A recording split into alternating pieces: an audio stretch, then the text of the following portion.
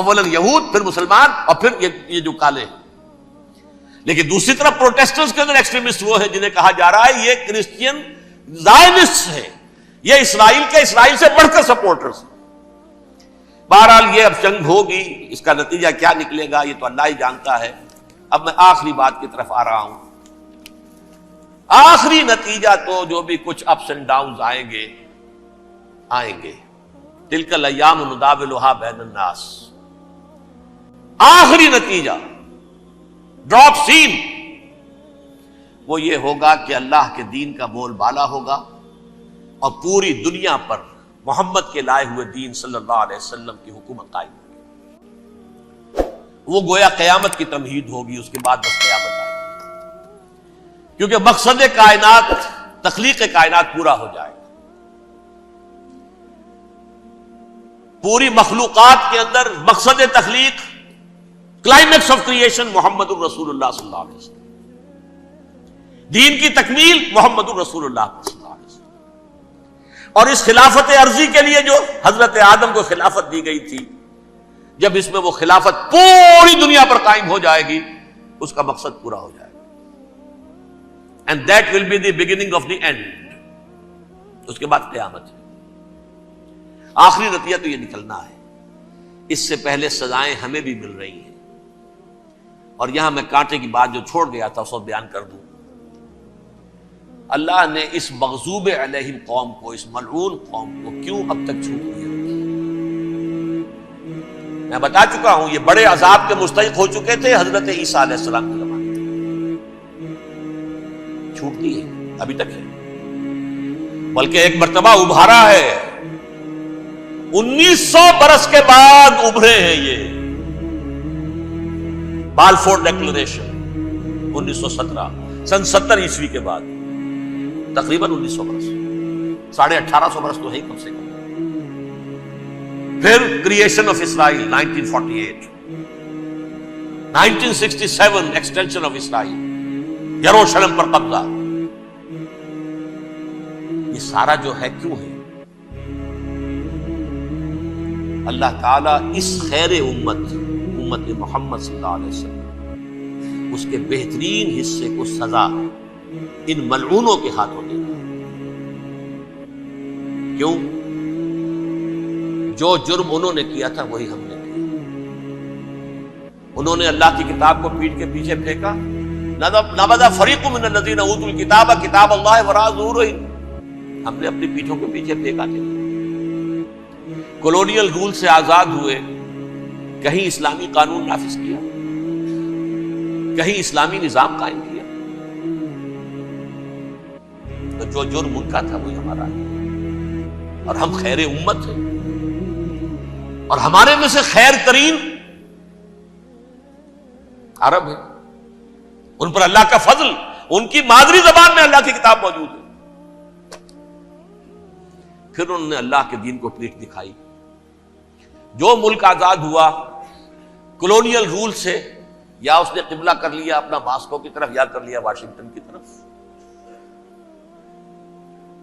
کسی نے مکے کو قبلہ بنایا.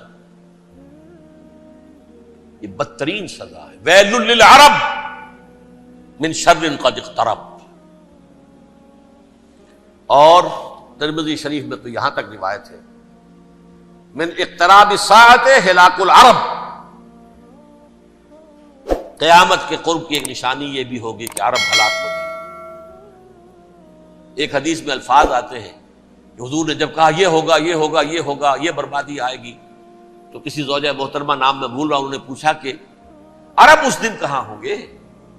فرمایا العرب یومئذ قلیل، بہت کم. آخری خاتمہ ہونا ہے یہود کا حضرت مسیح علیہ السلام کے ہاتھوں. وہ عذاب جو 2000 برس تک ان سے ٹلا رہا وہ آئے گا، اور ان کے رسول ہی کے ہاتھوں آئے گا. لیکن اس سے پہلے مسلمانوں پر یہ عذاب آ رہا ہے، ہولوکاسٹ کے درجے کا عذاب آ رہا ہے. البتہ ہم پاکستانی اس میں یوں سمجھ لیجئے کہ وہ تو خبریں موجود ہیں احادیث میں، وہاں تو جو ہونا ہے ہونا ہے. اتنے انسان مریں گے کہ ایک پرندہ جو ہے اڑتا چلا جائے گا، وہ نہیں چاہے گا کہ نیچے اترے تو کسی لاش پر اترے. اسے جگہ نہیں ملے گی زمین خالی کر کہیں اتر سکے، تھک ہار کر گرے گا، مرے گا تو بھی لاش کے اوپر گرے گا۔ یہ الفاظ ہے حضور صلی اللہ علیہ وسلم، الملحمۃ العظمی الملحمۃ الکبریٰ۔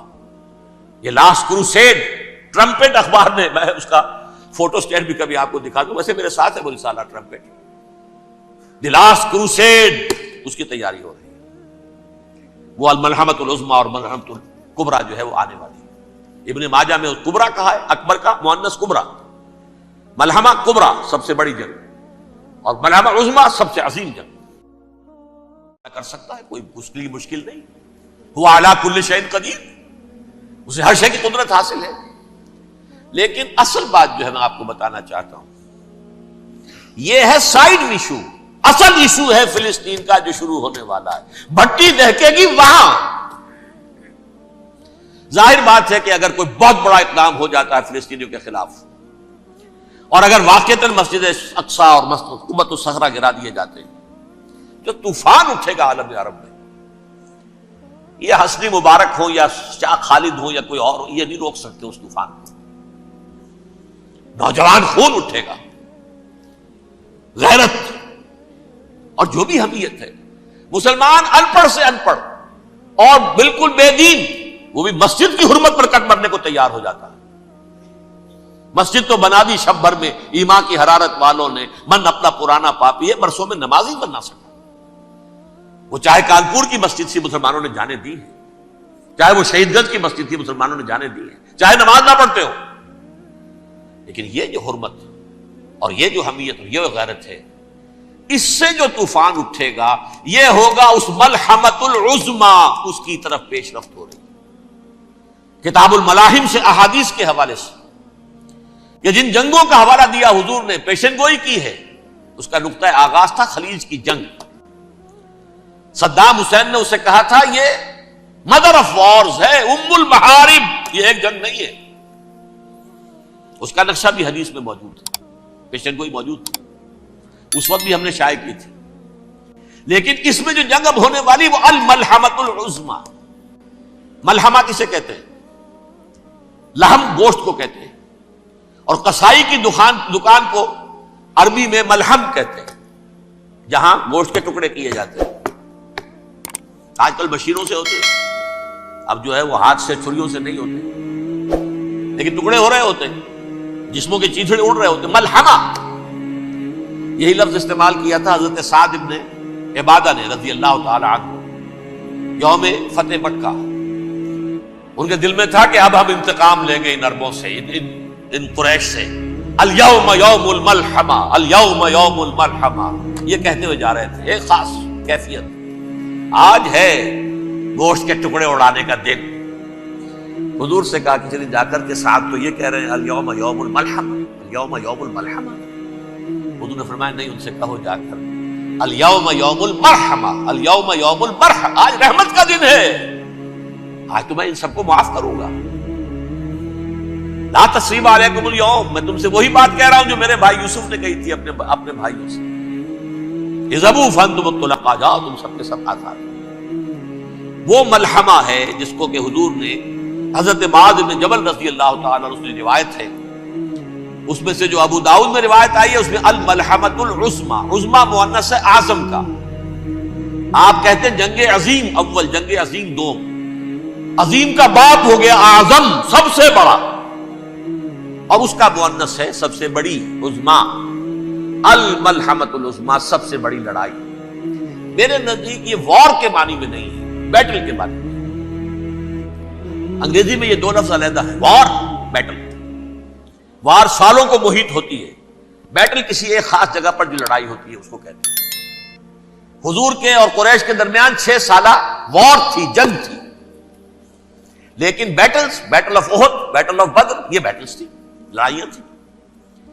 تو عظیم ترین جنگ شاید اس اعتبار سے نہ ہو جیسے کہ ورلڈ وار 1 اور ورلڈ وار 2، یعنی اس کی وسعت کا اتنا معاملہ نہیں اور طوالت کا نہیں، لیکن جو لڑائی جو ہے بیٹل ہونی ہے، جس کو کہ یہ لوگ، یا چونکہ میں نے کہا تھا شروع میں کہ سرما ہے میری آنکھ کا خاک حجاز و حول قدس، نیو ٹیسٹمنٹ کی آخری کتاب ہے the book of Revelation, Revelation of Saint جان۔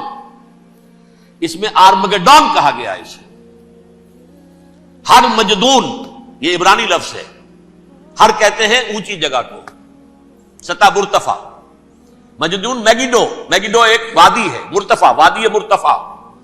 یہ ہے واقع لبنان، اسرائیل اور شام کے درمیان جو ٹکڑا، جو ٹرائنگل بنتی ہے، یہ ہے. یہاں پر بڑی جنگ لڑی جائے گی، اور یہ جنگ صلیب ہوگی جو کہا ہے بش نے. یہ جنگ صلیب سیکنڈ ملینیم شروع ہوئی تھی تو پہلی صلیبی جنگ ہوئی تھی. تھرڈ ملینیم شروع ہوا ہے، یہ سیکنڈ صلیبی جنگ ہے، یہ کروسیڈ ہے. اور میں اس مرتبہ امریکہ گیا تھا تو پہلی مرتبہ مجھے وہاں ایک رسالہ ملا ٹرمپٹ نام کا. یہ امریکہ کے جو بہت ایکسٹریمسٹ قسم کے پروٹیسٹنٹس ہیں، یہ ان کا رسالہ ہے. اور ان کے بارے میں اب کہا جا رہا ہے وہ کرسچین زائنسٹ ہیں. آپ شاید پہلی مرتبہ یہ لفظ سن رہے ہو. زائنسٹ تو ہم سمجھتے ہیں یہودیوں کو. کرسچین زائنسٹ وہ ہیں جو ہیں تو عیسائی پروٹیسٹنٹس ہیں، لیکن اسرائیل کے وہ حمایتی یہودیوں سے بڑھ کر ہیں. یہ میری کسی پہلی تقریر میں شاید بہت سے حضرات کو یاد آ جائے، میں نے کہا تھا 4 سال پہلے ہمارا تنظیم اسلامی کا ایک کنونشن ہوا تھا ہوسٹن میں، امریکہ کا جنوبی علاقے کا شہر ہے. ایک سیشن اس میں ہم نے رکھا تھا انٹرفیتھ. ایک عیسائی کو بلایا تھا، ایک یہودی بہت بڑا وہاں کا عالم ہے اس کو بلایا تھا. اس یہودی عالم نے ڈاکٹر وشوگراٹ، جو وہاں کی یونیورسٹی میں پروفیسر ایمیریٹس ہے، اس نے کہا تھا کہ یہ اسرائیل کو تو سپورٹ کر رہے ہیں عیسائی، ہم تو نہیں کر رہے. جو پریکٹسنگ یہودی ہیں وہ زیادہ اسرائیل کے حق میں نہیں تھے. یہ تو سن 67 کے بعد انہوں نے اسرائیل کو تسلیم کیا ہے. وہ تو منتظر تھے کہ ہمارا مسیحا آئے گا تو اس کی قیادت میں جنگ کریں گے، جیسے شیعہ منتظر تھے کہ مہدی موعود آئیں گے تو پھر ہم کچھ کریں گے. وہ امام خمینی نے کہا بھائی جب وہ آئیں گے آ جائیں گے، لیکن ہم کچھ راستہ کے لیے. زائنسٹ نے آگے بڑھ کر ریاست قائم کر لی، اور جب یروشلم پر بھی پورا قبضہ کر لیا تب جو ہے در حقیقت مذہبی یہودی جو ہے پھر انہوں نے اپنایا ہے، اون کیا ہے. اور نئے سیٹلمنٹس جو بھی بنے ہیں وہاں پر اسرائیل میں، اس میں اکثر و بیشتر مذہبی یہودی آیا. اور بروکلن کے علاقے سے سب سے بڑھ کر آئے ہیں، جو امریکہ میں نیو یارک کا ایک جنوبی علاقہ ہے، بہت بڑا یہودیوں کا بہت بڑا گڑھ ہے. نیو یارک کو جیو یارک بھی کہا جاتا ہے، وہ تو اصل میں مرکز جو ہے وہ تو یہودیوں کا ہے. اس حوالے سے وہاں پر جو کرسچن زائنسٹ کہلاتے ہیں وہ اسرائیل کے یہودیوں سے بھی بڑھ کر کہیں سپورٹر ہیں. بہرحال اس دوسری صلیبی جنگ کا معاملہ جو میں کہہ رہا تھا، ٹرمپٹ نامی رسالہ، اس کا ایک مضمون ہے دی لاسٹ کروسیڈ. اب یہ آخری کروسیڈ ہے جو شروع ہونے والا ہے. میں تو حیران ہوں کس قدر کھل کے وہ باتیں کرتے ہیں. رومن کیتھولکس کو وہ کہتے ہیں کہ یہ شیطان ہے، یہ پوپ شیطان ہے. یہ یورپ کو اس نے جمع کیا ہے کرسچینٹی کی بنیاد پر، اور اس میں زیادہ تر کیتھولکس ہیں. آپ کو معلوم ہے برطانیہ بڑی مشکل سے شامل ہوا ان کے ساتھ، اس لیے کہ وہ پروٹیسٹنٹ کا سردار تھا، ابھی پوری طرح نہیں ہے. یورپ جو ہے وہ رومن امپائر دوبارہ یہ کھڑی کر رہا ہے، اور در حقیقت یہ جو ہے یہودیوں سے بھی چھیننا چاہتے ہیں اسرائیل کو اور فلسطین کو، اور مسلمانوں سے بھی. اور یہ وہی کروسیڈ جو تھے اربن ثانی کے، اس کی تیاری کر رہے ہیں تاکہ وہاں پر عیسائی حکومت قائم ہو جائے، کیتھولکس کی، پوپ کی حکومت قائم ہو جائے. جیسے ایسٹ تیمور میں تبدیلی. ایسٹ تیمور میں کون سی حکومت بنی ہے؟ Roman Catholic. رومن کیتھولک اسرائیل میں بنے، تاکہ یہ سارے مقامات مقدسہ جہاں اسرائیل پیدا ہوئے، بیت الحضرت مسیح پیدا ہوا، بیت اللحم کہاں ہے؟ وہی ہے کہ نہیں؟ جہاں سے ریزریکشن ہوا ان کے خیال میں وہ کہاں ہے؟ وہیں پر ہے کہ نہیں؟ بڑے بڑے گرجے ان کے وہی ہیں. اس اعتبار سے ان کا کہنا یہ ہے یہ لاسٹ کروسیڈ کی تیاری ہو رہی ہے، یہ کیفور. اور ان کا کہنا یہ ہے یہ پوری طاقت نیٹو کی جو ہے، یہ پہلے جرمنی سے لائی گئی بوسنیا، انہوں نے خود وہاں جنگ کروائی، انہوں نے خود وہاں پر ایتھنک کلینسنگ کروائی، پھر خود مصالحت کے لیے آ گئے، پھر کوسوو میں انہوں نے خود آگ بھڑکائی. یہ میں نہیں کہہ رہا، یہ وہ ٹرمپٹ رسالہ امریکہ سے چھپنے والا پروٹیسٹنٹس کا رسالہ ہے جو یہ کہہ رہا ہے. پھر انہوں نے کوسوو کے اندر کروایا، اور پھر وہ وہاں پر پیس فورس کی حیثیت سے آ گئے. اب وہ میسیڈونیا میں کروا رہے ہیں اور وہاں داخل ہو گئے ہیں. اگلا قدم ان کا سائپرس ہوگا، سائپرس میں ترکوں کو اور وہ گریکس کو لڑائیں گے اور وہاں آ جائیں گے، وہاں سے ایک چھلانگ لگائیں گے اور یہ فلسطین میں پہنچیں گے. اور یہ وہاں پر ایک رومن امپائر، اپنی پرانی رومن امپائر کی طرح کی رومن کیتھولک ریاست قائم کرنا چاہتے ہیں.